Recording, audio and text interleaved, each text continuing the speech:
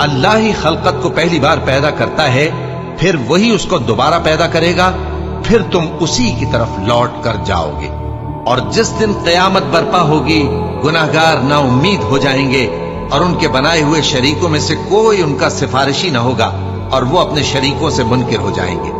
اور جس دن قیامت برپا ہوگی، اس روز وہ الگ الگ فرقے ہو جائیں گے، تو جو لوگ ایمان لائے اور عمل نیک کرتے رہے وہ بہشت کے باغ میں خوشحال ہوں گے، اور جنہوں نے کفر کیا اور ہماری آیتوں اور آخرت کی پیشی کو جھٹلایا وہ عذاب میں گرفتار کر کے لائے جائیں گے۔ تو جس وقت شام ہو اور جس وقت صبح ہو، اللہ کی تسبیح کرو، یعنی نماز پڑھو، اور آسمانوں اور زمین میں اسی کی تعریف ہے، اور تیسرے پہر بھی اور جب دوپہر ہو اس وقت بھی نماز پڑھا کرو۔